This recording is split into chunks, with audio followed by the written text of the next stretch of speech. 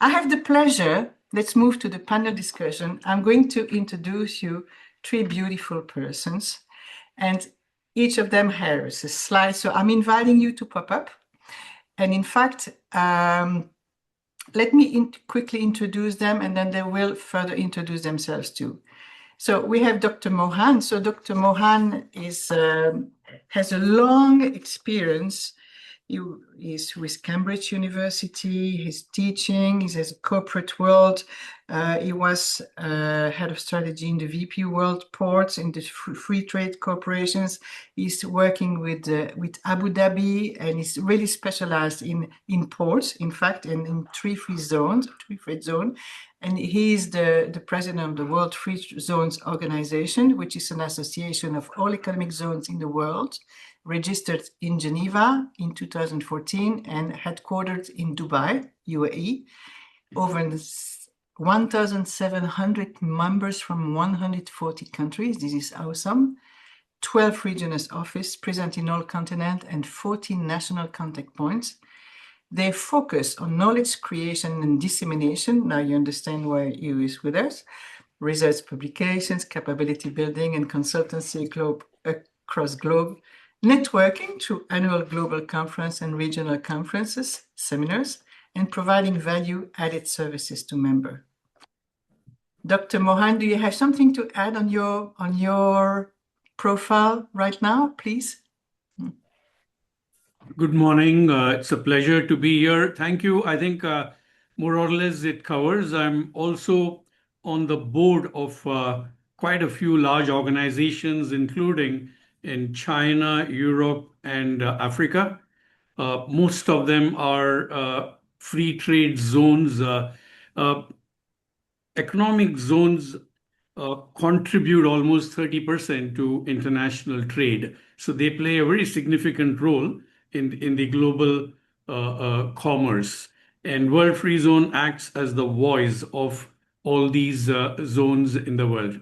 And I keep one foot in academics. I have PhD students whom I am supervising, as well as deliver a lecture as guest faculty. Thank you.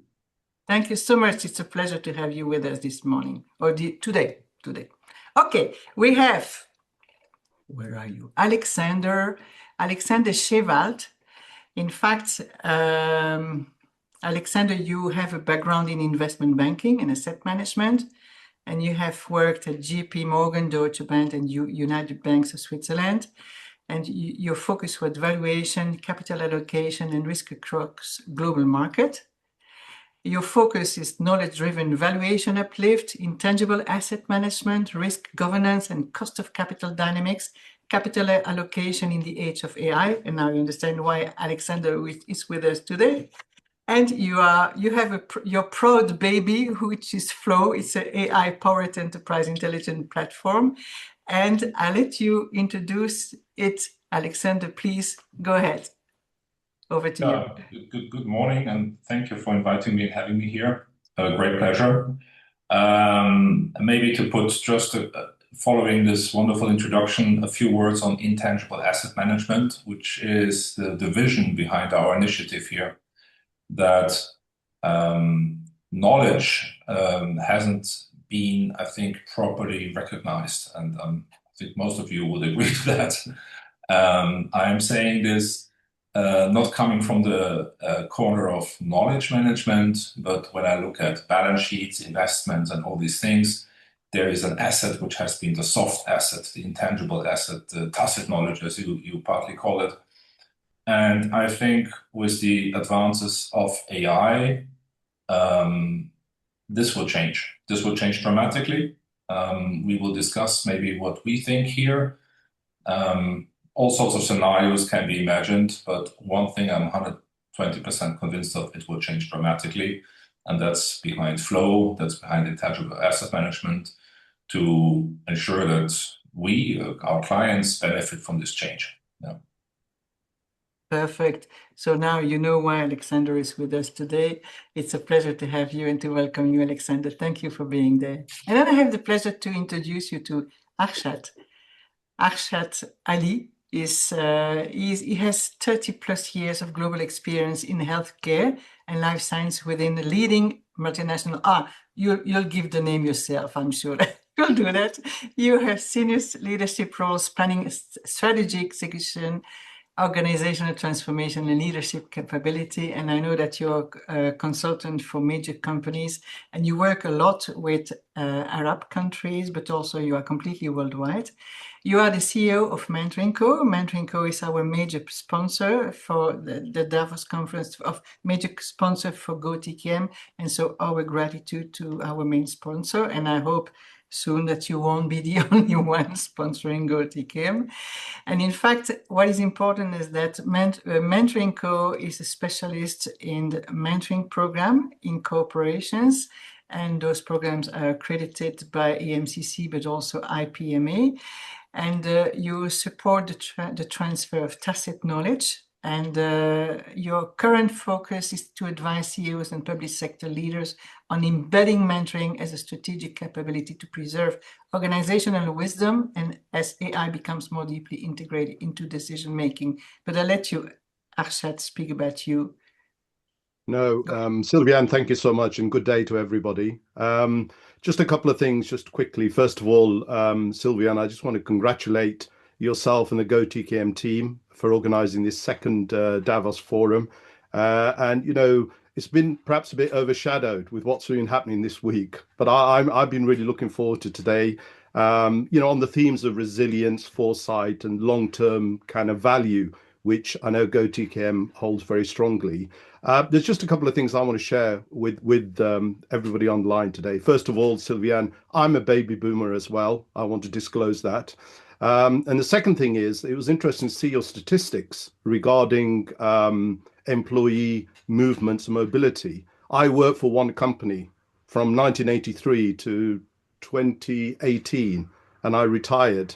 And the company you know very well. And I know names have been mentioned previously, but I worked with Pfizer. We had approximately about 90,000 employees across the world. And I'm very proud that, you know, I can still talk about them. I want to share one story before I hand over to yourself, Sylviane. I was actually shopping yesterday, and by some strange coincidence, I started talking to somebody else who was shopping, buying some cheese and milk and what have you. And we started talking about Davos, because there was all these sound bites coming from Davos. And I turned around to her and I said, by the way, I'm talking at the Davos forum tomorrow. And she was like, really? And I said, yeah, absolutely. So I'm really excited to be here, Sylviane. And no doubt, you know, with the esteemed panels, Alexandra and Dr. Mohan as well. I'm looking forward to the discussion. Thank you, Sylviane. Thank you for being there. Thank you so much. It's a pleasure and an honor.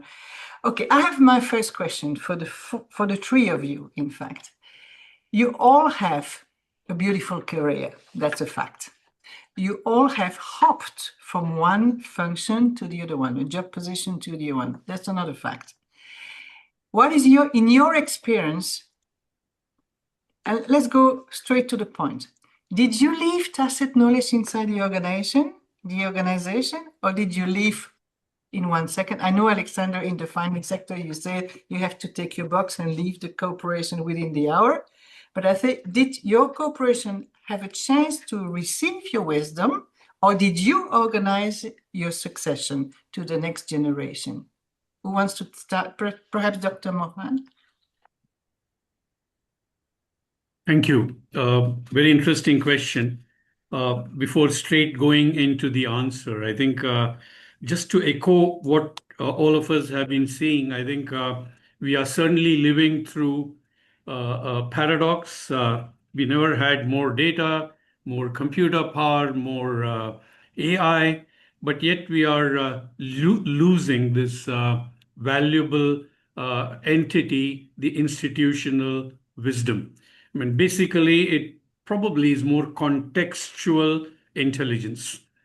In terms of leaving, after I left, I got again hired as an executive coach. So I have been coaching. So while being on the job, though I had developed, implemented systems which are still being followed, basically to measure, monitor, and improve performance. I was responsible for long-term strategic planning. And those plans which I had formulated are being implemented and still carried out.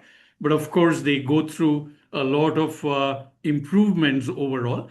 But I agree with you, to be honest, formally, I have not done any specific action to ensure that that wisdom is passed on. But after leaving, since I was still associated, I could do through this executive coaching of top management, share some of those experiences with them, please. Thank you. So this means that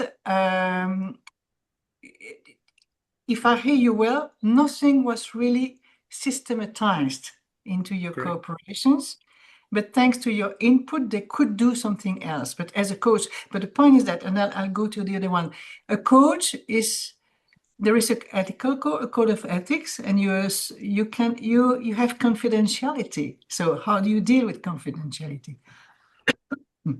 I mean, obviously, it's like a patient and doctor in a way, to give analogy. Whatever happens between the two individuals remains with them.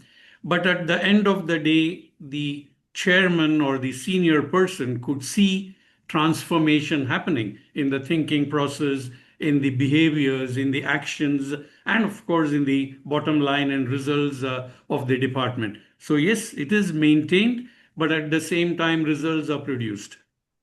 Thank you. Over to you, Alexander. What is your experience?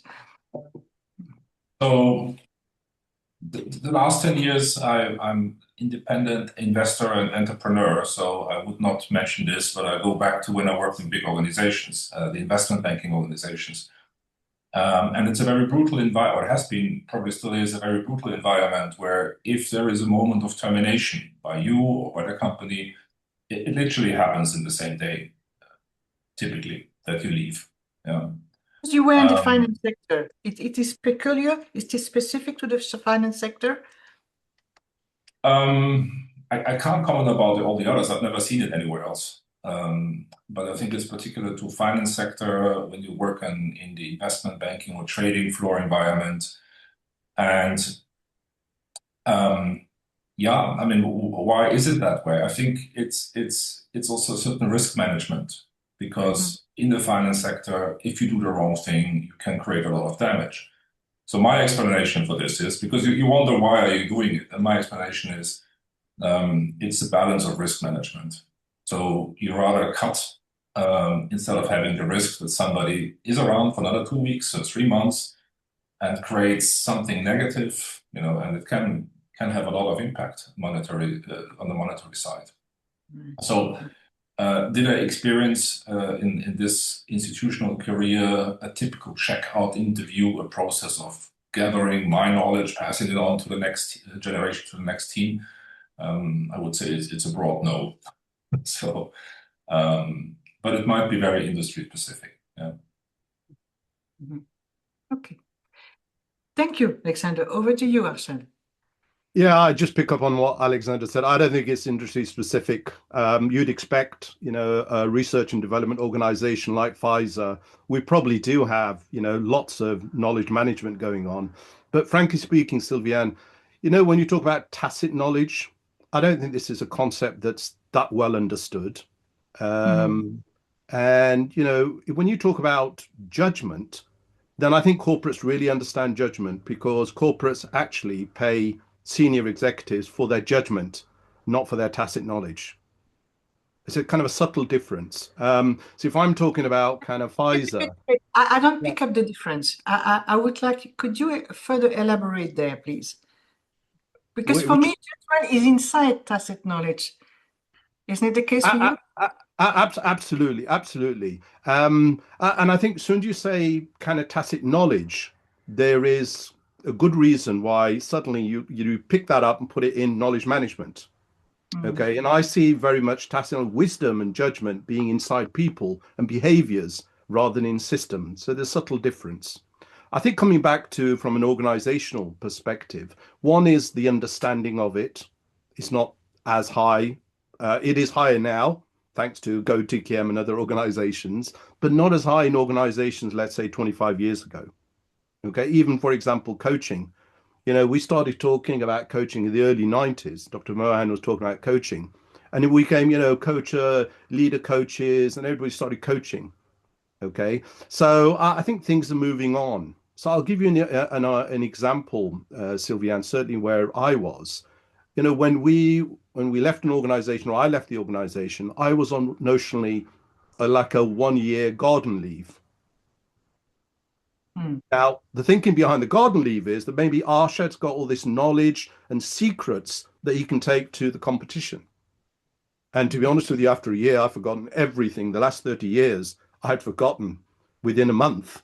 But anyway, the organization was great. And they said, look, sit tight. You can't go to your competition for at least a year because things are evolving, thankfully, to AI and everything else. So, things kind of wear out. So coming back to, I think, what the other panelists said as well, as an organization, we didn't do it well. At best, there was like exit interviews, and the exit interviews were conducted by our human resources team. And it was more focused, sadly to say, it was more focused around, why are you leaving? What are you feeling about? What's this, what's that? It was more around that rather than per se extracting knowledge. Forget judgment. That is the different level. So the answer is no, it wasn't done at all, but I think the opportunity is there. Yes, it's one opportunity, but don't you think it's already too late?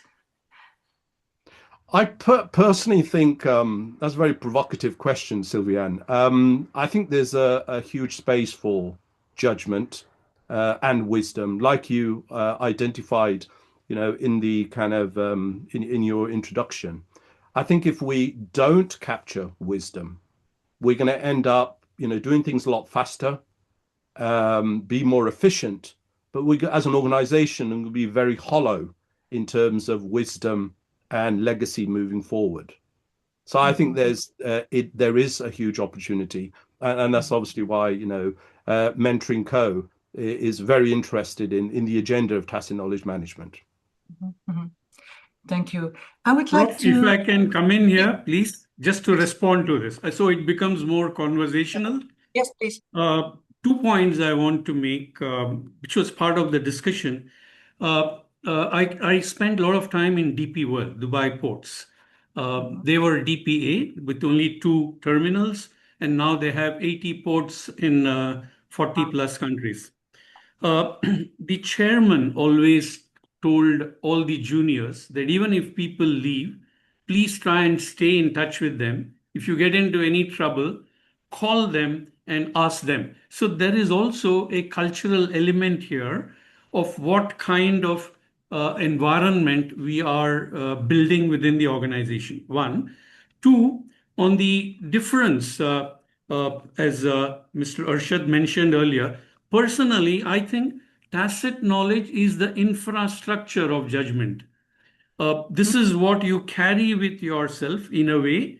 And therefore, my view is that the goal should not be to capture a TKM through AI, but the goal should be to design AI system informed by human wisdom or institutional wisdom.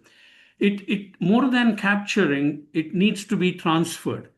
I think the focus should be on transferring from the wiser or people with some experience to the next generation. Because if you start capturing, it's contextual intelligence. Contexts keep changing. And therefore, what you went through 10 years ago, 20 years ago, may or may not help. In fact, I did my postdoctoral research in expert systems, which is part of AI in US. Those days, we worked on something called expert system shell. This was by Texas Instruments, where you could wrap applications. All it does probably is like pattern recognition of the decision making, but it does not take into consideration, as we have been saying, the cross-cultural sensitivity or the moral judgment or the experience and so on. It can go through a series of past data, do a trend analysis, give you some patterns, but what we need to focus is not what happened in the past, Like I did a research on a concept called next practices beyond best practices, saying what's best today will not be best tomorrow. Please. Absolutely. Absolutely. Thank you. Alexander, a reaction, please. Oh, my reaction. I remembered the notice periods and the gardening leave. I forgot about this part. So there was an active element of blocking you to, move on. When I hear about capturing wisdom, my reaction is the first word that comes to my mind is it's about building a culture. Repeat, please. Culture, building culture. Yes, of course. Yes, because I think as much as we look into AI and deal with AI, and I'm, on the one hand, I'm excited, but I think I also see, to the extent I have an insight here, limitations, when it comes to the human elements and big important elements, which we also submitted to tacit knowledge. I don't see a cultural element as I would define it in the classic sense. You cannot capture it by an AI system or by a surveillance data, something tracking system. Yeah. So to me, you can maybe step up and start grabbing elements which you would have put in the past into wisdom and to tacit knowledge and AI. But if you look at it like a pyramid, the peak of it, the wisdom part, I think, no, you cannot capture it. It's how you nurture it, how you build it, and the word for this is culture. Yeah. Thank you. You know what I noticed as a coach, as a mentor, that very little people self-reflect, very little people stop, write, put down their experience, document, and this is a loss. Do we have to write, for instance, take minutes in a board when a decision is made? Usually you just write down the decision, but what comes behind and what for of the decision?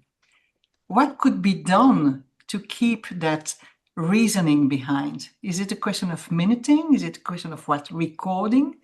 Now lots is done by Zoom, but what do you think? If I think when you look at a decision paper, board minutes, in the most formal way maybe, or contracts, you cannot find in this document the true wisdom or the true judgment behind it. The documents are written in big organizations for sure, and in any smaller organizations as well, multiple aspects in mind, including compliance, risk management, legal, God knows what. You're very careful with your wording. You choose words and sentences which are not misleading and clean and can be defended. I don't think people put their honest opinion into that. Yeah. Unless they write their memoirs and grab all the there's always an exception, but yes, I think, and that's a limitation. If you don't sit in the boardroom, you can't look into everybody's eyes, you can't get the feel for it, you don't know the background. If you can track, you can have meeting minutes, you can have a transcript, you can have everything in 5 languages. You don't get to the bottom of it. That's my opinion. Yeah. It looks like a war room, isn't it? Yeah, it's not. I wouldn't say war. It's just you come together in a certain framework, and if you behave like this, it's good for you. If you behave like that, it's bad for you. And even if you say yes, maybe you think no. Yeah. So you cannot. This is, I think, the limitation of AI and data gathering. You will not get to the bottom of it, and there's a reason. It's the structure, it's the risk management, it's everybody has his own little agenda. Yeah. Maybe you just say yes because you talk to the guy in the coffee machine, and if you say yes, he will say yes. This kind of politics, hidden agenda, and so forth. I see you smiling, Arshad.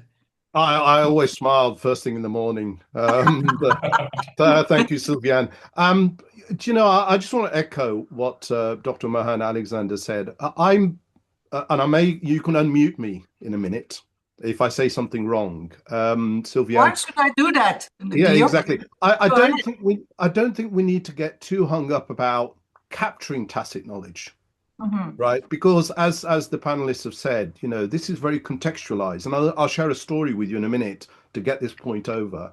I think it's more around what Alexander was saying around, kind of put it in the system, i.e. the culture of the organization, where people share, they build new knowledge through their tacit knowledge, and that's where the innovation comes through. So it's around putting the system in place and having the cultural framework in the organization.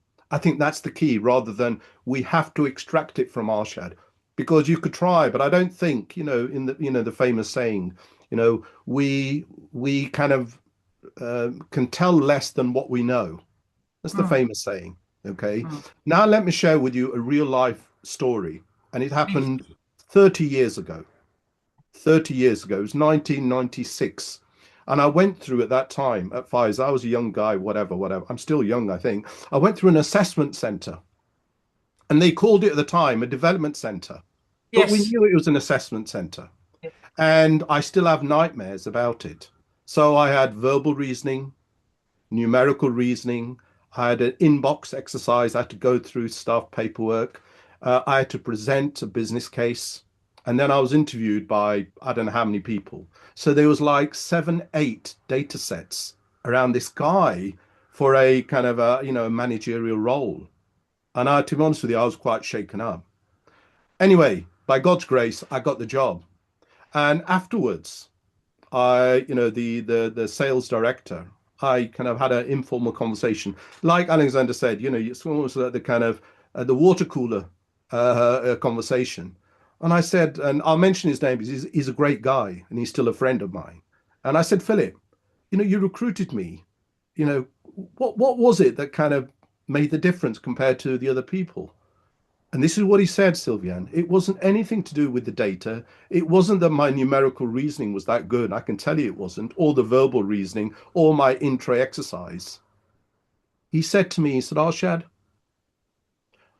I gave you the job because I know you're a safe pair of hands. That was it. 30 years on, I retired from Pfizer. We still stay in touch. Going back to what Dr. Mohan said, rather than for the knowledge, it's more for the, the kind of the sentiments and the friendship. Okay. So I got the job based on a judgment call. Somebody said, because you're a safe pair of hands, nothing to do with the data. So I think it comes back, Sylviane. I think it's putting kind of the systems in place and having, the kind of the right culture. And what we find at MentoringCo is that organizations that kind of play to mentoring, they do it probably more tactically rather than more strategically. And even at Pfizer, we had mentoring programs, but it wasn't at a strategic level. It was very tactical, and it was more of a retention strategy, and HR liked it. And, I liked it as well because I was a mentor and it was really good fun. But actually, it wasn't done in the fabric of the organization. And I think that's what Alexander is alluding to. And just to complement that, very different observation point, but if you read about the Navy SEALs, how they select, they're all physically strong and do this and do that and, can climb walls and everything. And the most important component is trust. So they rather take somebody on in their small teams who they can trust, but is not the best shooter, the best this, the best that. It's about the trust. Safe pair of hands. If it gets tough, can I trust the guy? Yeah. The more you climb in the hierarchy, the more it is in terms of role, values, so identity, of course, but also meaning. And that's part of wisdom as well. I know what I'm doing for what I'm doing it. Dr. Mohan, a reaction? Yeah. Sure. I think in general in business, we are used to scaling what's measurable, data or processes or metrics. But I think leadership operates in a kind of ambiguity, sometimes trade-offs, sometimes ethical dilemmas, this kind of judgment. Someone just saw him and then felt that he is the right candidate. it may sound like there is no logic or reasoning, but maybe there is an implicit logic and reasoning by that observer, which in a way is part of tacit knowledge. I also wanted to share with you another statistic. Sylviane, you had talked about shorter tenures of people and people leaving.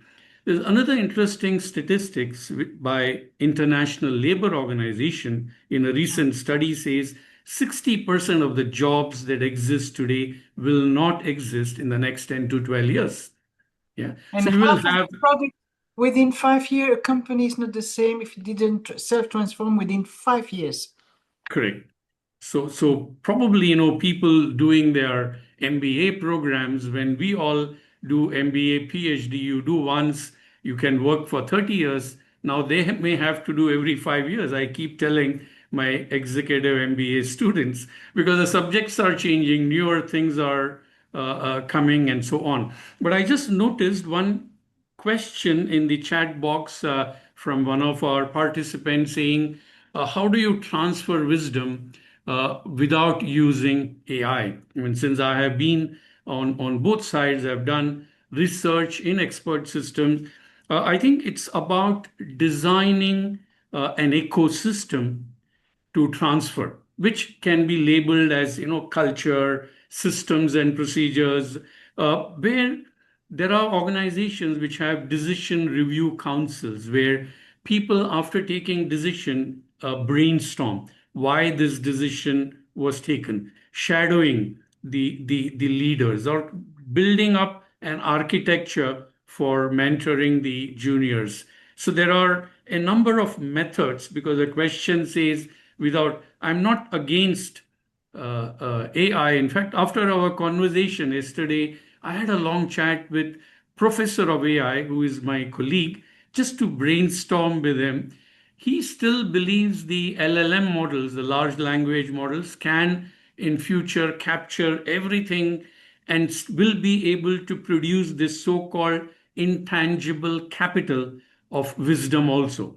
Normally, we use land, labor, capital as to see return on investment, but the intellectual or intangible capital, like relational capital or cultural capital, he believes we always thought certain things cannot be put into the system, but then we saw later on it happening. So this will also happen someday, but this is a perspective, please. Thank you. I would like us to bifurcate, because there is lots to say about AI, of course, but I'd like to bifurcate to the valuation of corporations.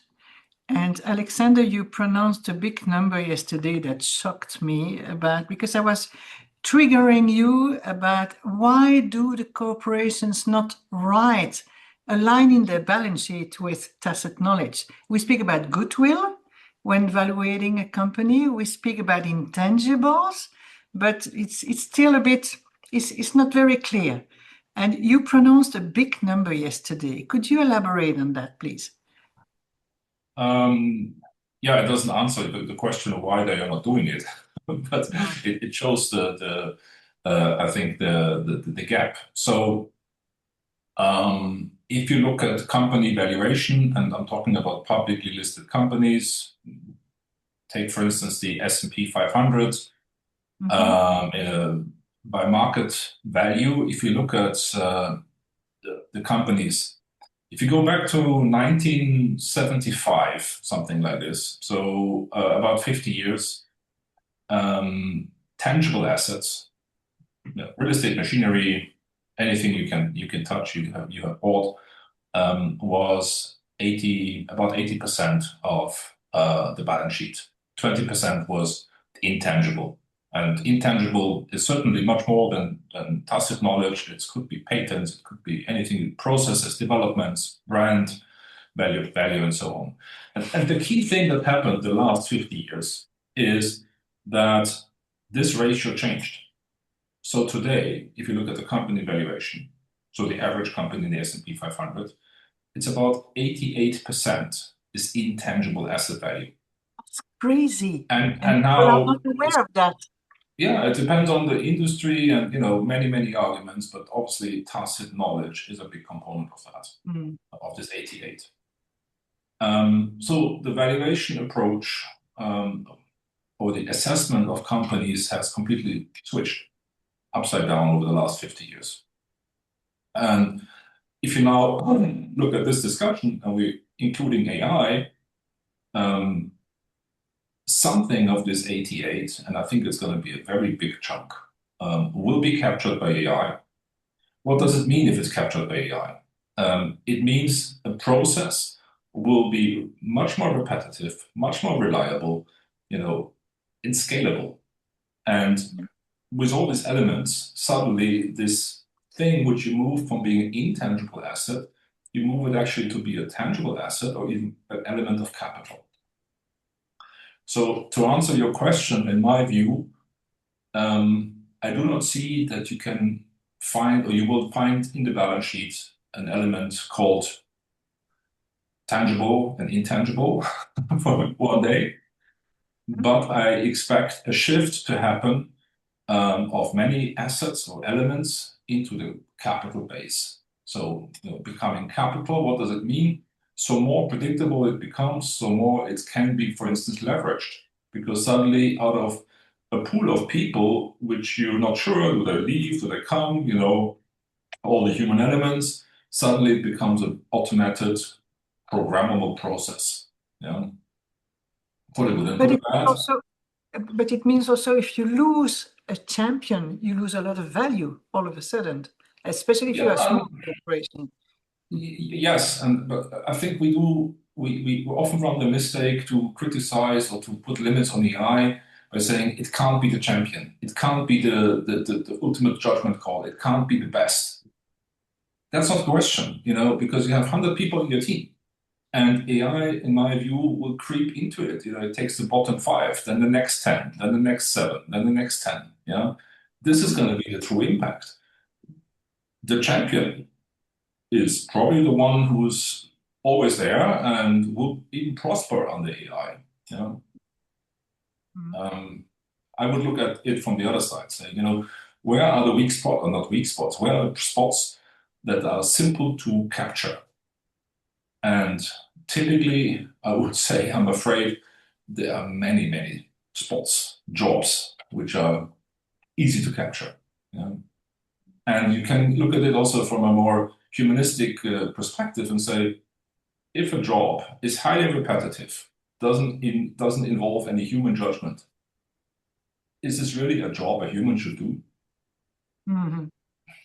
Sit in your cubicle and pushing paper and stamping paper all day long, 7.5 hours a day, 21 days of holiday.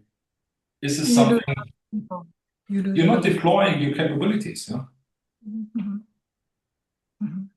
So, Sylviane, can I just kind of pick up on that? I think what we're grappling with is, again, how do you capture it? And an example would be, Sylviane, if there's 90,000 employees that have tacit knowledge, and we know the way the trend is going, there's lots of turnover. How do you kind of justify a number to put on the balance sheet? It's very difficult. Okay, that's the first thing. And out of 90,000, coming back to Alexander's point, respectfully, not everybody's got the same level of tacit knowledge. And I think the wisdom is really looking at where perhaps, where there is the critical knowledge, where is that held in the organization? And where is the big judgment calls? So, for example, my ex-CEO, because of some judgment call, he's paid a lot of money and gets lots of shares. He leaves, that may have an impact on how the valuation is done. But out of 90,000, how do you decide, when somebody leaves, what happens to the balance sheet then? So I think it's very difficult, but I think focusing on critical knowledge and the big judgment roles gives you some indication. But I don't think that really is the solution, personally. And I think it remains something that we will still be struggling to grapple with. Although, technically it sounds, if we can, then that'd be really good. And maybe, the finance people just lock all that into, for example, IP as an example, to say that's where the valuation of the tacit is. rightly or wrongly. But also, you make me think of two small factors. I mean, big ones. Coca-Cola, two or three people have a part of the formula, not one person, and it's in a safe box. You know that. But you're in the pharmaceutical sector. You know that when you look for a molecule, you usually find another one. Or take 3M examples. They were, for the sticky note, it came from a research on a glue they wanted to be able to adhere. Look at that. So how do you transform that into something you can capture? It has to do with money. It has to do with money and incentive to people also. Perhaps it does. Yeah, perhaps it does. Sylviane, let me give you a more morbid scenario, which I think the gentleman will no doubt recognize. At Pfizer, when we were flying from A to B, there was a limit on the number of executives that could be on one flight. Okay, like the Queen and the King cannot, and the children cannot be in the same flight, indeed. Yeah. But you know, certain number of executives could not be. I mean, we didn't have Air Force One, unfortunately, right? However, because of some, knowledge, or let's stretch it a little bit. Let's say it's tacit knowledge. All these executives have. They got judgment. They got this. That. If the airplane goes down, that was a high risk. So we weren't allowed. I wasn't in that category, Sylviane. I hasten to add that a certain number of executives could not be on the same flight, because allegedly something would happen to the organization. And I want to stretch that and say that was all the tacit knowledge, the wisdom, the judgment at a very high level that we didn't want to lose. So there are policies in place that try to keep knowledge or wisdom or tacit intact in an organization. So it's clearly very important. And everybody acknowledges that tacit knowledge exists in an organization. It's there. Nobody says it doesn't exist. The challenge then continues is how, that informs how the complexity is moving forward, particularly with AI. Dr. Mohan, and then we'll have a small break to look at the chat box, because they are interesting discussion over there. All right, now I to give some space. Dr. Mohan, please. Yeah, sure.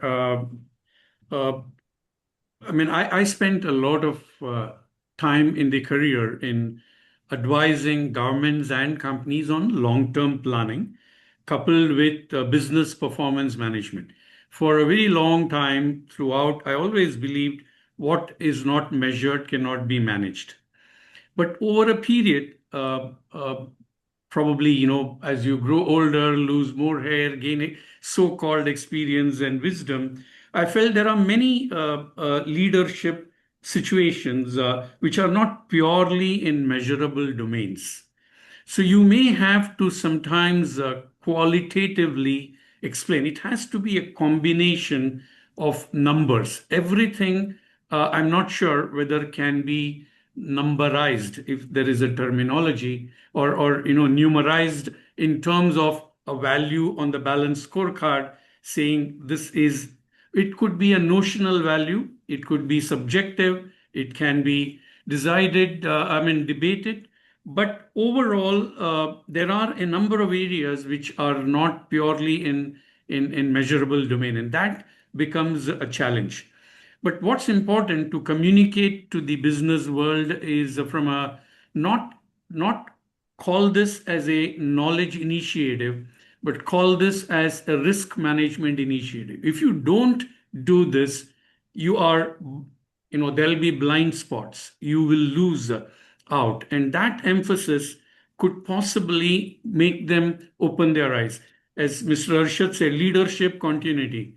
If this transfer is not taking place, it can affect the institutional resilience or leadership continuity, and that can affect in the long run the bottom line of the organization.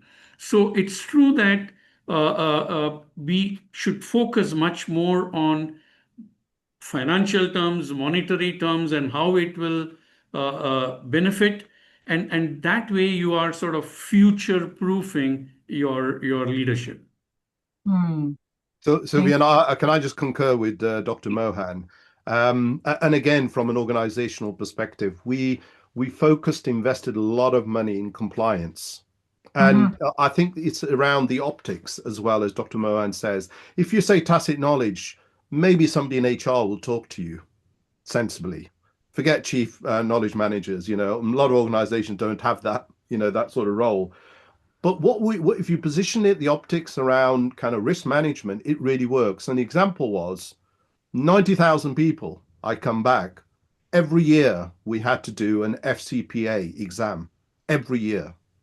What is FCPA? This is the Foreign Corrupt Practices Act. So we had to do that so that as an organization, or I behaved with integrity, with ethical behaviors, because of the highly regulated kind of industry I was in. So if you talk about risk, people pay more attention to it. If you talk about tacit knowledge, and wisdom, as Dr. Mohan says, as you get older and you get grayer, I'm not going to say anything else, Dr. Mohan. It kind of, you get wisdom. And we know culturally as well, certainly in the Eastern culture, the seniority in age and in the wisdom is highly respected and highly valued vis-a-vis maybe some other, I'm not going to say which hemisphere, but, where AI is driving the agenda, that is what's respected. It's speed. It's efficiency rather than per se wisdom. So I think we're going through an interesting transition, Sylviane, at the moment, that I believe, again, I must come back, the GO-TKM have got a very important role in terms of resilience of organizations, foresight, and long-term value. Because I think this kind of AI thing is going to have an impact, notwithstanding there's lots of AI experts. And I love AI. I was born before the internet, like you, Sylviane, but I think we need to be very careful how we orchestrate and leverage AI within organization without losing the wisdom and the judgment side, because ultimately, organizations are still going to be, I personally think, going to be recognizing individuals that got the judgment and wisdom rather than per se, and this is no disrespect, I've got a 21-year-old son, he's the next chief executive of Pfizer because he's really good with AI. It's not going to happen.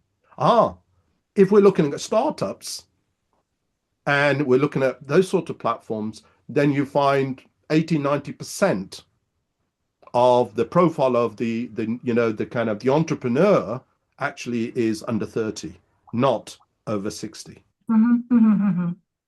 If I may add one thing, I totally agree. Also, when you go up to risk management as the argument, but I would actually top it, because the ultimate risk management for the CEO, CFO is the valuation of the company.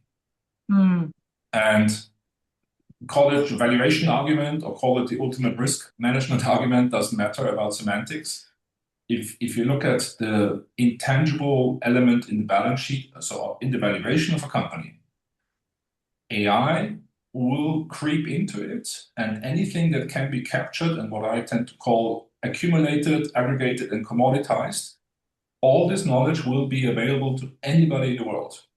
Anybody who wants to do this business, who wants to do this drug, who wants to do this machinery, has access to the knowledge. The ultimate USP for you as a company to defend yourself and your position will be on the side of tacit knowledge, wisdom, all the elements we're discussing here. So if you, in my view, do not approach this actively, and you wobble along and you slip into the AI area, anything that's your USP today will be eaten up. I call it commoditized, and you will be squeezed out of the market over the midterm. So risk management, you can call it, but I think it's even one level higher. It's really questioning the valuation of the company, and it's in some cases probably even the existence of the company, because if somebody can do the same thing faster and cheaper than you, what's your right for existence?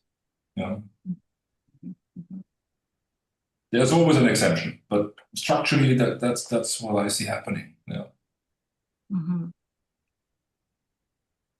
Do you really believe that wisdom has a chance today? When I see the geopolitics, the trends, the stock exchange, the reaction, the madness which is prevailing today?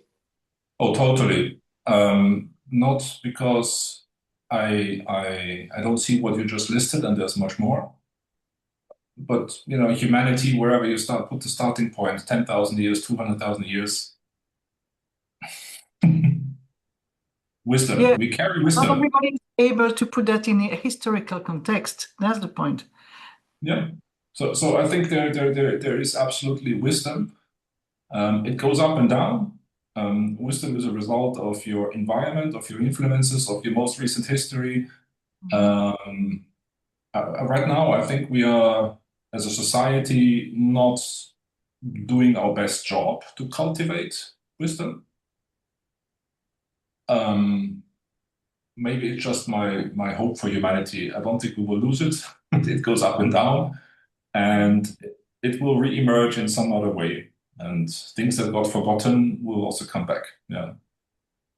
Thank you. I like it. Arshad? Sylviane, I just want to kind of pick up on what Alexander said.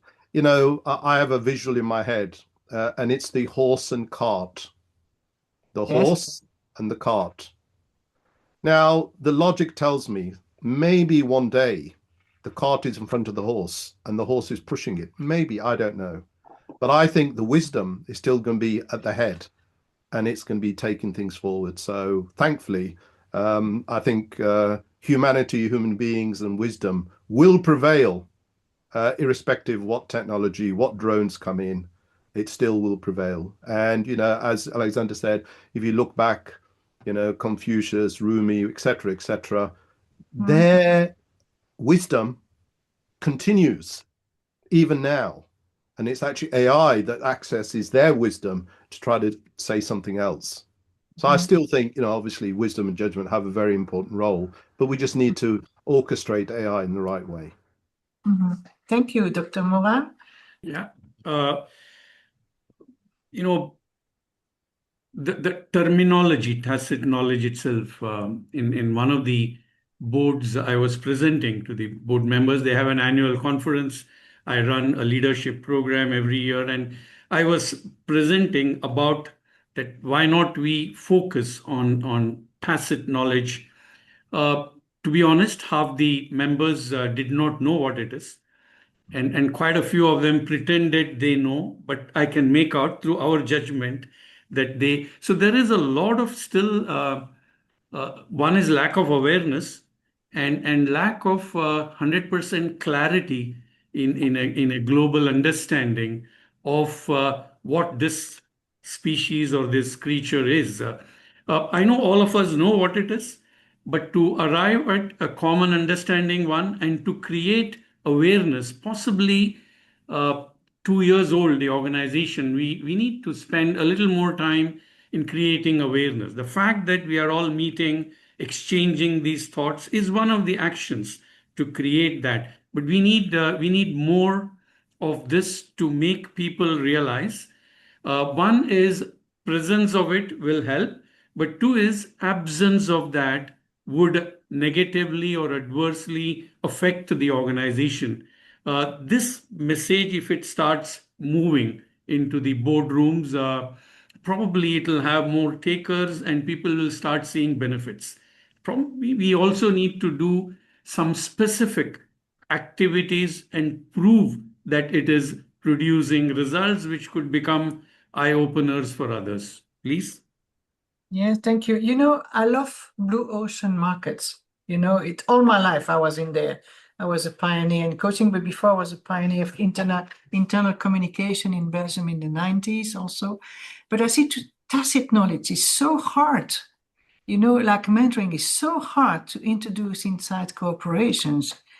What creates that? It's not it's ignorance in a way, but I say it very positively. You know me, I'm a positive person, but why there's such a black screen in front of people in terms of reality? When I hear your number, Alexander, 88% and the shift, the graph. Thank you for the graph in the chat box. It's amazing, and I hope everybody saw it. Your graph, that is the shift from tangible to intangible, and the 88% today. It's amazing. So why such a black screen still today? Who wants to answer that? I think a good element is what Dr. Mohan mentioned earlier. You can't measure it. Ah. You know, it cannot be written off. No, and you know, you have all the attempts. It's a very soft element. It's a very human element. Yes, you can hire the best people, and then we all know what big companies try to do, but yeah, you can't measure it. You know, and measuring is very complicated. You know, the human impact, or not, sorry, the economic impact of closing a team, hiring this team.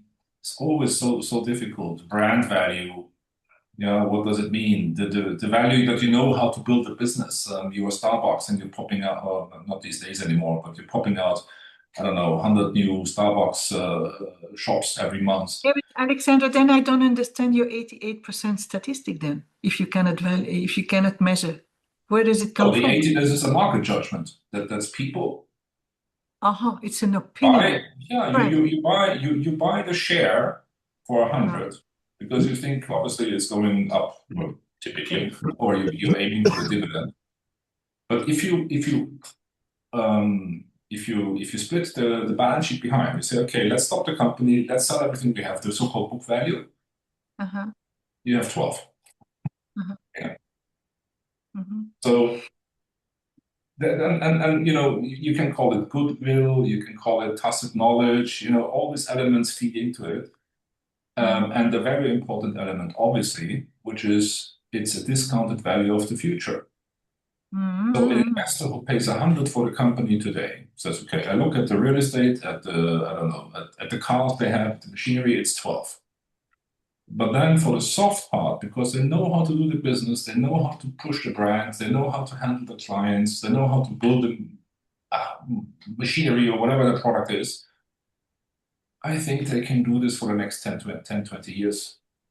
And I think they will do this very good. And therefore, I give them 100 as a share price. Yeah.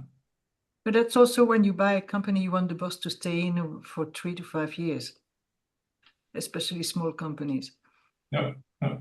So, yeah, and it's we touched on soft elements like trust, you know, safe pair of hands.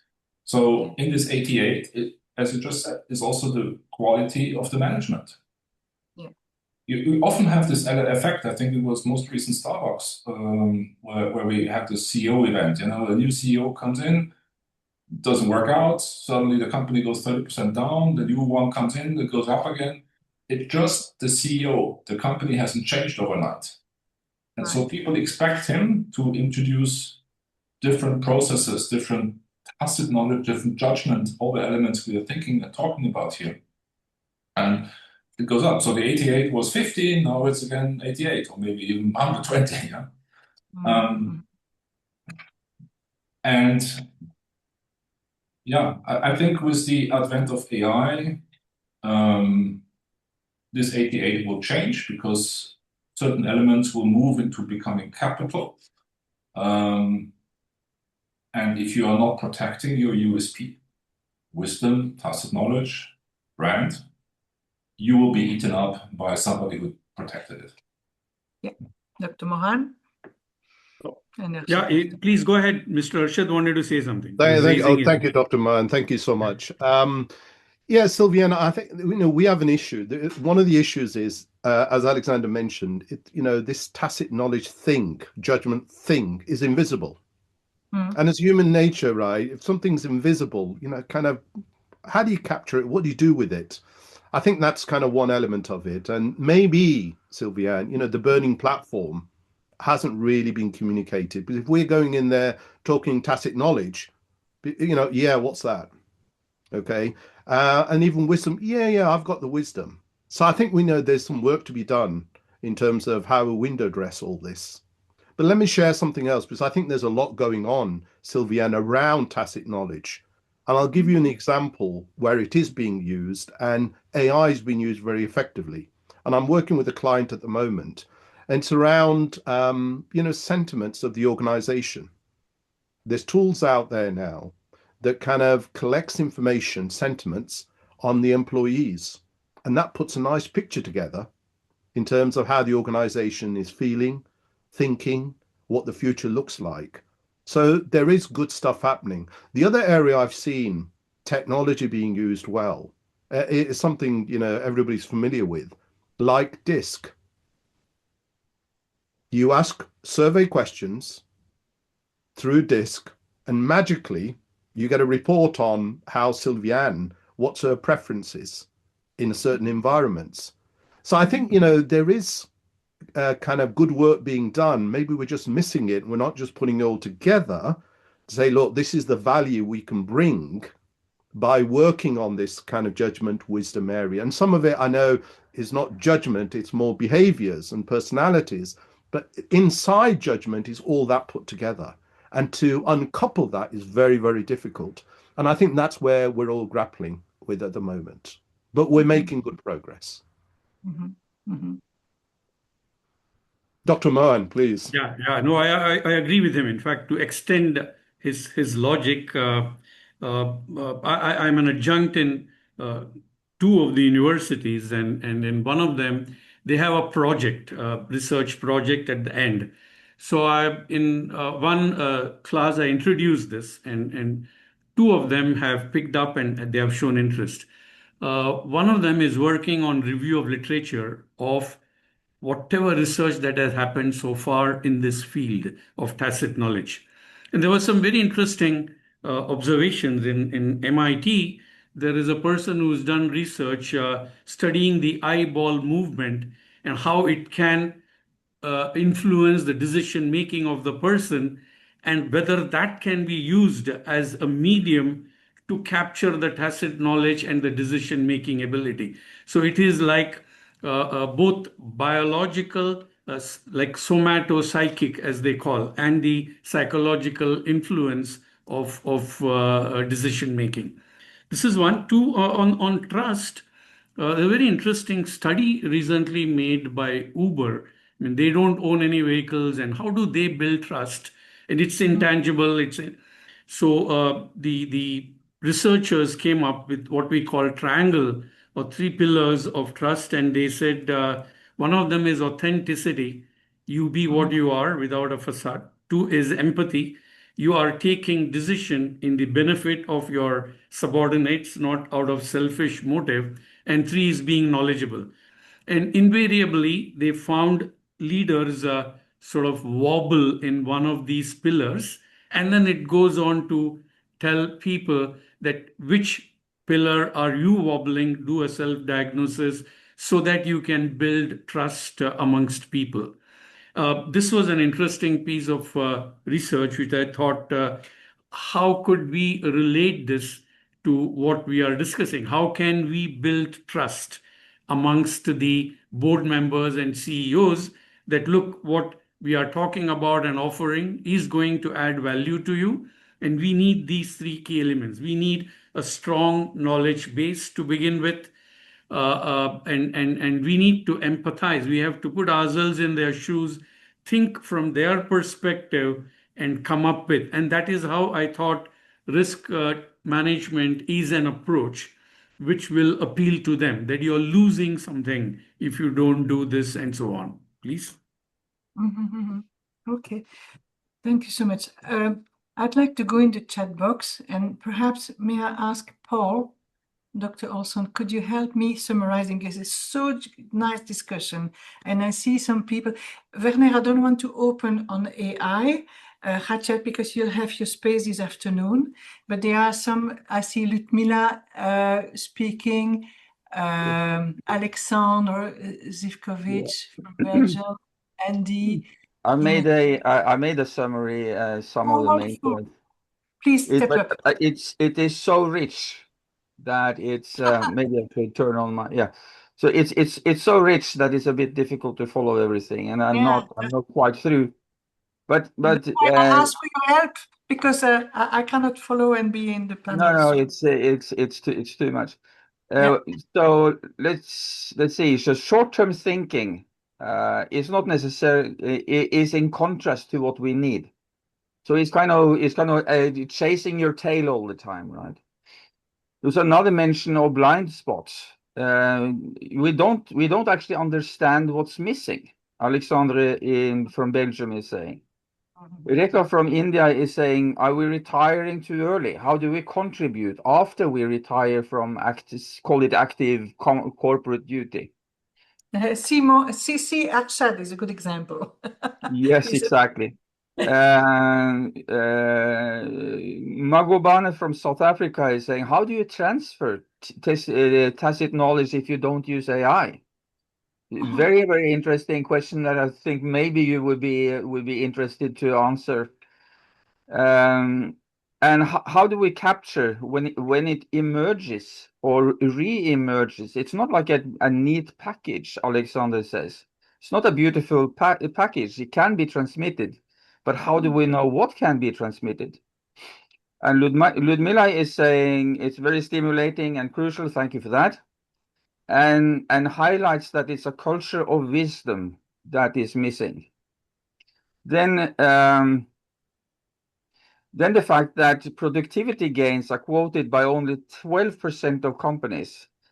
And there is a difference, and I'm going to talk a little bit about that in my closing presentation.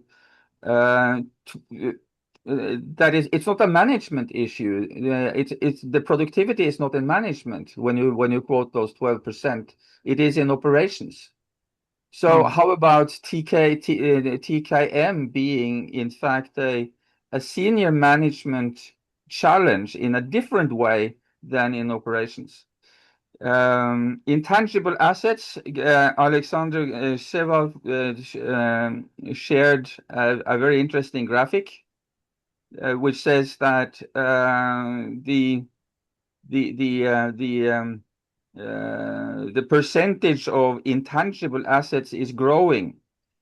Now, that is also saying that much of that is in the bubble, right? I mean, we think that it's worth much more than it actually is. So that's an issue as well.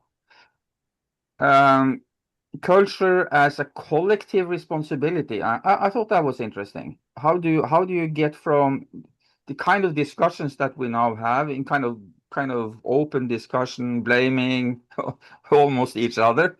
How can we create a collective responsibility for developing culture? I know that is a huge concern in many companies. Can we just stop there? Can we just stop there so that we can? That's a very interesting question. I can stop there and then I can summarize the next ones. Okay, sure. Yeah, Paul, thank you so much. And, as you say, it's a very rich discussion. I was trying to get through it as well, and I was like, I gave up, and I want to concentrate back to the discussion. Sylviane, I just want to share some insights when I was working in Japan. And maybe it's very much a kind of a Eastern culture thing in terms of respecting wisdom and judgment, perhaps. But what they do there, and not in all organizations, but I observed it. So when somebody was about to retire, 1 year before their retirement, they slowed down in terms of the number of executive decisions, meetings, etc. they had to attend.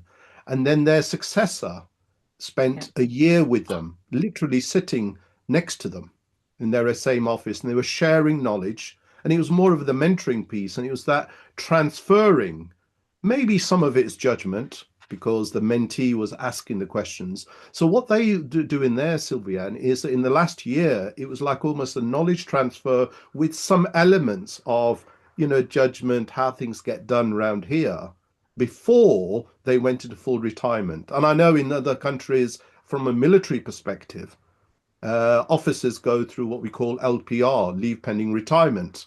So they don't switch off immediately, but they do it in a way. And I think there's a broader debate to have than per se tacit knowledge in terms of how we respect the wisdom of, the people who perhaps are going to leave the organization. And obviously I'm talking at the one end of the organization. There's wisdom even, in your 30s as well. But I just wanted to share what happens in Japan. In some companies, they do this transferring in the last year, which I thought would be interesting. This is brilliant. Thank you so much for this input. And I know some non-for-profit coaching associations, not to mention them. You have a president-elect will be together with in the last year of the mandate of the president. They will work together before he steps in, or she steps in. This is brilliant. Yes, Dr. Mohan, you wanted to intervene. Yeah, this Japanese culture. I mean, I have also worked on a joint venture with them while advising. The culture there is lifetime employment. So you will see retirees more. But your own statistics in the opening remarks said people leave. Alexander said they are just given 1 hour notice and walk out. So majority of the rest of the world, this concept, probably it's a bit more difficult to apply because there are hardly any retirees anymore. People keep shifting more often, and that was shown in your statistics. Just sort of food for thought or to stimulate thinking. I'm just looking at the counter argument of that point, but it's a brilliant example. This is exactly what I needed right now, because I'd like to stress our attention on one thing. Tacit knowledge is everywhere in the company, even down in the hierarchy. Could be the mechanic, could be the salesperson, etc. And when they leave, the organization loses practical tacit knowledge. You know, I remember in Davos 1, for the ones who were there, we had a film showing how in a Brazilian lab, they would be filming there, but the small gesture, the way you would transfer a liquid into a barrel, etc., and vice versa, small things. And there is a lot of tacit knowledge, not only in the, in the height of the hierarchy, it's everywhere. So my question to you, to come to really the hardcore of our topic today, is that what is your advice to create that awareness that it has to be captured and transmitted? Because that's the purpose behind GO-TKM, right? This is exactly what we are doing in this non-for-profit, is to create that awareness. So how to open the eyes? And again, over to you, Dr. Mohan. I'll go to all of you. Sure. And then back to Paul for the questions. I think organizations should reward the wisdom transfer. It could become one of the promotion criteria. It could be part of the KPIs, a kind of institutional incentives. Incentivize the transferring mechanism is one. And as you rightly said, it's at all levels. There could be an expert salesperson who knows how to take care of an angry customer. Now, how he has his own unique talent. There is an expert maintenance engineer who knows, apart from all this, you have to tap at a particular point in the machine for it to work. This comes from experience, and even these kind of lower level operational knowledge can be more tacit, which needs to be captured and then, if possible, transferred. Yeah, please. I had a beautiful example. It was a cook. They were trying to make a cake, which was supposed to be 8 centimeters high, and they could never have it inflate, And in fact, they didn't know why. And in fact, it's because the chef never wrote down how to use the different ingredients. And all of a sudden, they discovered that you cannot put salt on yeast because it kills the yeast. Nobody ever thought about that. And the young one would duplicate the experiment, and the cake would still be flat.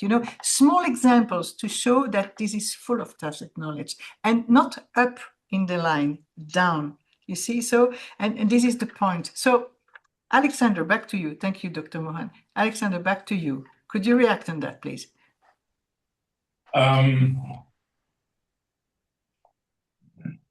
Sorry, I was thinking about the cake being a passion.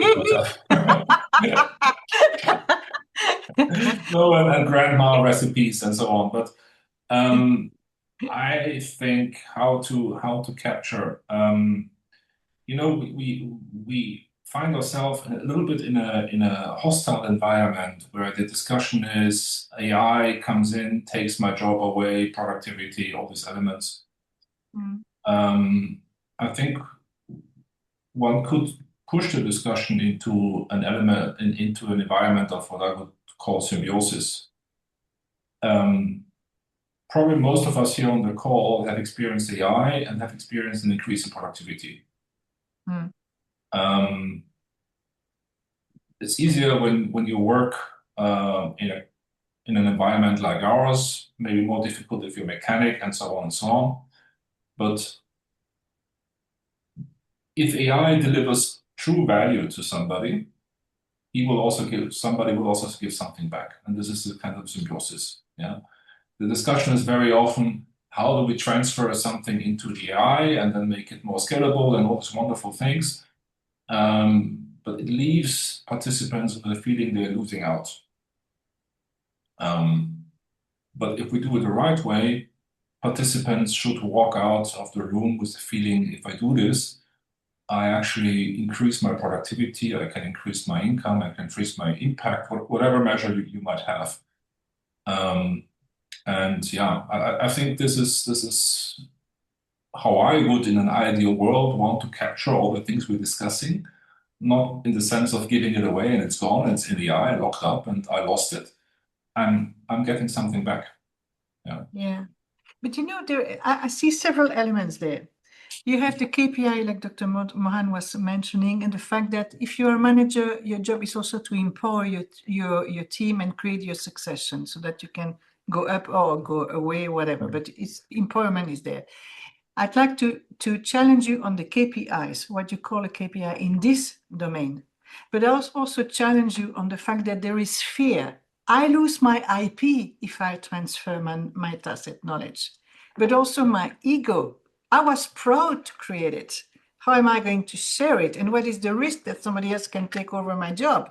You know, these are psychological elements that come up. So if I'm not mistaken, Duolingo, the language learning app, they went about a year ago all AI.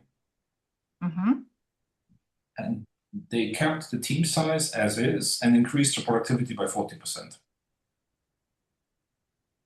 Yeah.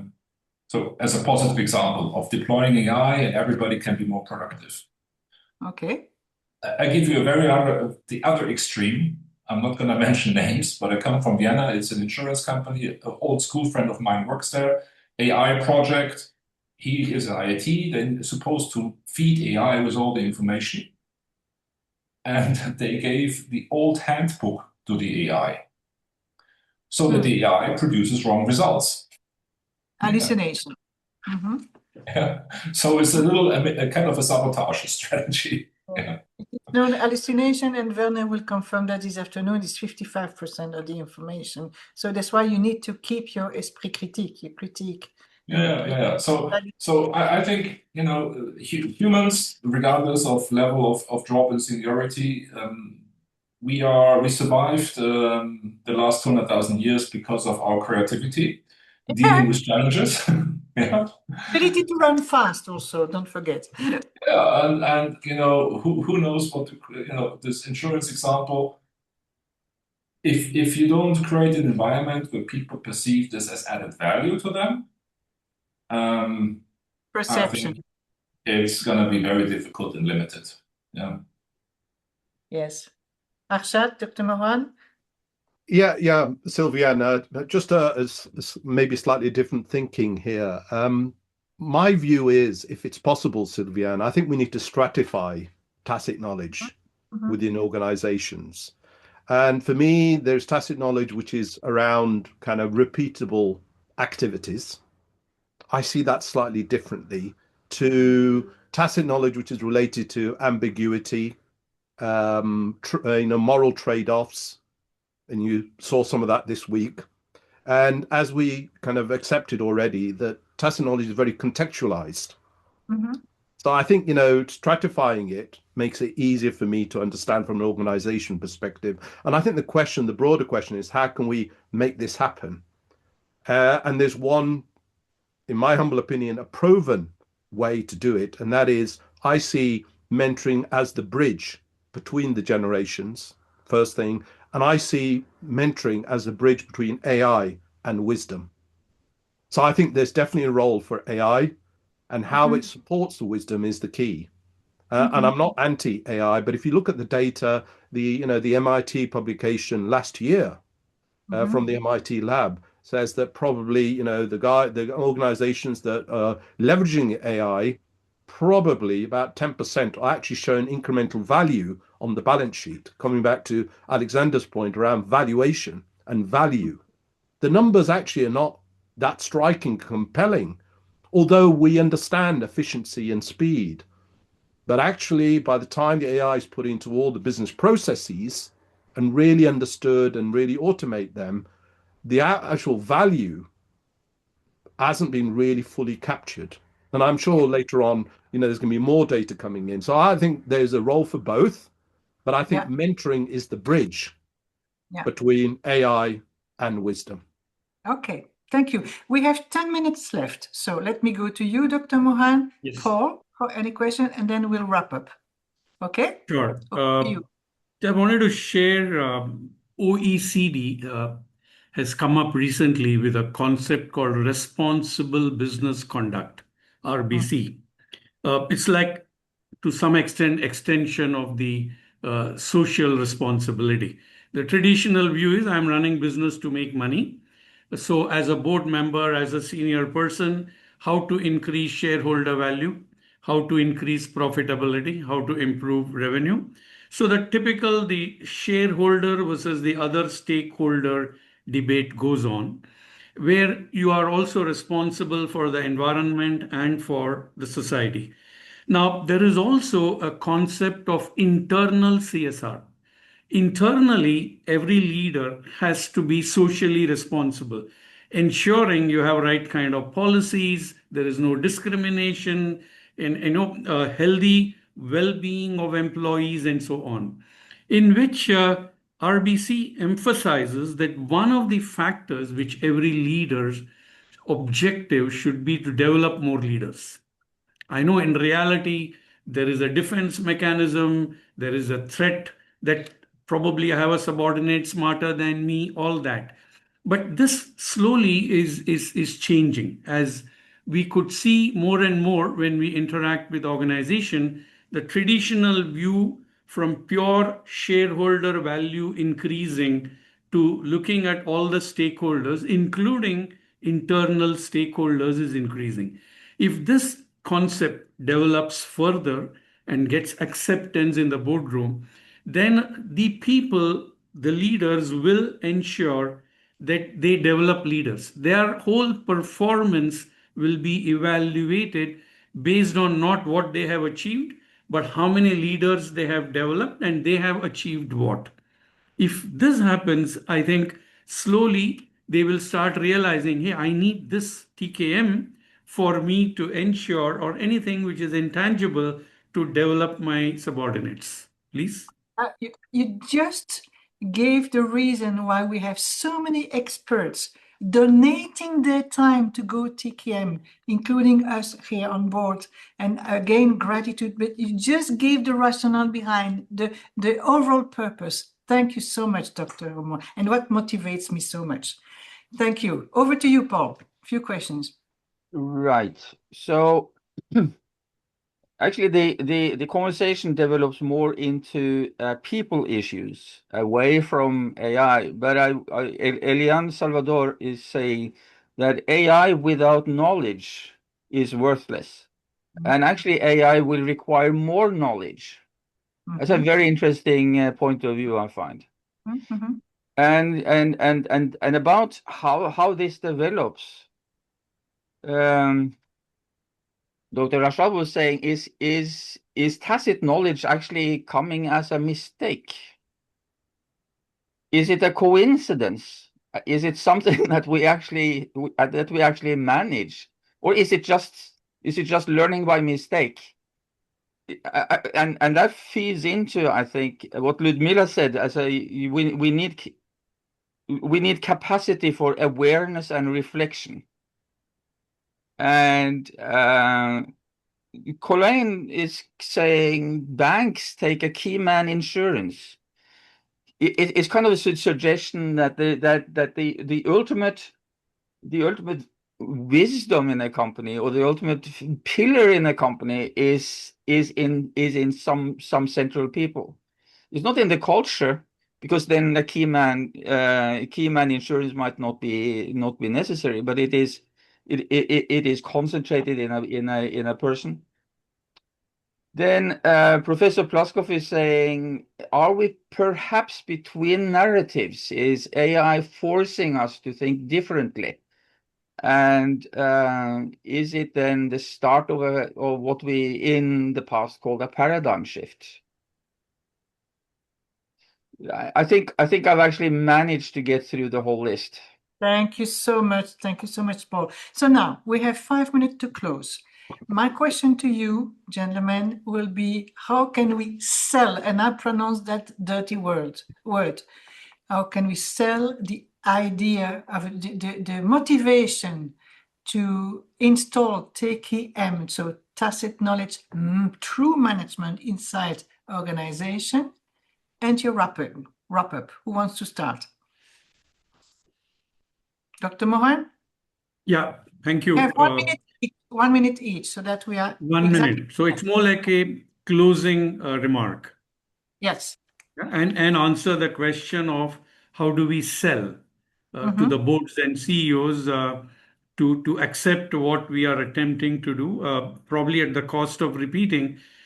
We should not sell it, TKM, as a knowledge initiative, but it has to be sold as a risk management initiative, a leadership continuity initiative. And if we don't do it, how they will lose a number of things. Yeah.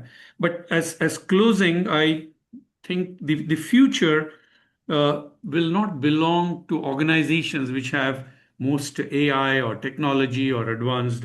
It will belong to those who manage to successfully retain wisdom while embracing disruption simultaneously. So tacit is not about past knowledge and experience. It is probably the foundation of responsible progress, if I may say, responsible leadership and responsible progress. Please. Wonderful. Thank you. Who's next? I'm Alexander. Shall I jump in? Please, yeah. Thank you. I think for me to sell it in, Sylviane, first and foremost, and again, this is from experience, is ensuring that we get executive sponsorship. Yeah. I found so often, great initiatives, transformation programs, the executive sponsors are not on board. And surprise, surprise, 2-3 years later, it kind of fizzles out. And another consultancy comes in and sells in another transformation program. So I think making sure the executive sponsor is totally on board. I think that's the first thing. The second thing is try to build some sort of burning platform. And the burning platform is more around how you can become more competitive.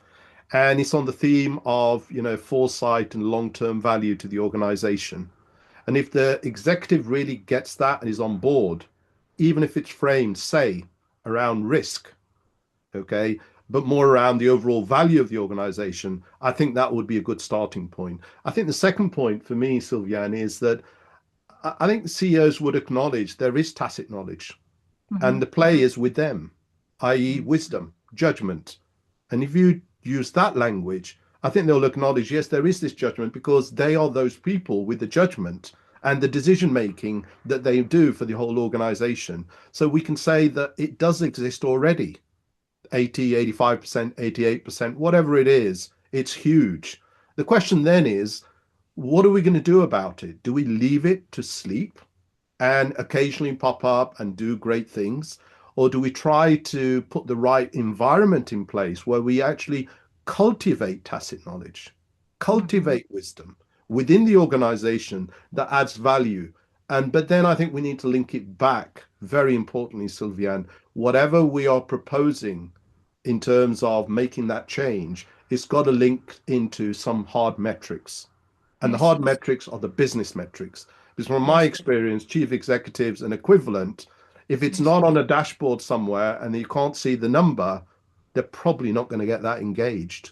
So I think for me, it's around executive sponsorship, setting up the burning platform. It's already there already. Tacit knowledge there. We don't have to kind of make new, well, we should be making new tacit knowledge because that drives the innovation. And that's something I think senior executives really get. You use innovation, they get it. You use risk, they get it. You say tacit knowledge, so what's that? And sometimes they feel a bit, as a chief executive, I should know what tacit knowledge is. And the truth is, as Dr. Mohan says, often I found they don't know what tacit knowledge is. I know, exactly. Okay, so I think it's just reframing.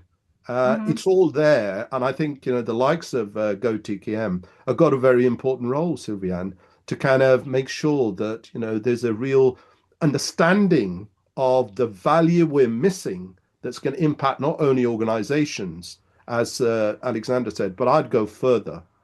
The impact we're going to have on society, coming back to the societal challenges we have globally. And, we're signing up to mandates for society, then this is something we must get sorted out. So in a nutshell, tacit knowledge for me is institutionalized judgment, and we need to make this work. Yes. Gregory Wisden was saying we don't know what we don't know, just to refer to you, Werner. Thank you. Thank you. Alexander? I would use I will go into a similar direction using different words and arguments, but I think your initiative has a real opportunity to reach the C-level from where we are. Tacit knowledge has always been a little bit in the corner in the special team somewhere. Because of my thinking, let's say 88% of your company depends on that. A company value depends on that. It's innovation, agree. It's risk management, which I also totally agree. And dear Mr. CEO, it's your option program. It's your shareholder value. That's what you get paid on. That's the ultimate KPI. Yeah. And if you do not manage this properly, you look into your balance sheet. Sorry, I repeat partly myself, but if you don't manage and capture and protect this properly, 88 will slip away, become commoditized, and everybody can do it. So to really have a differentiator for yourself, for your career, and to shareholder value, and to company, and so on, listen to us, what we have to say. And I'm very keen to listen to the rest of the day here. I think TKO also has to step up and have a more technology-ready solution. Yeah. Because it has to go beyond the consulting part, the advisory part. It has to become platform, manageable, measurable. Then you talk the language, because it's a real, because of the change of technology. One word, AI. It's a historic opportunity to step up and to sit in the boardroom, not on a nice consultancy mandate, but actually something long term. Yeah.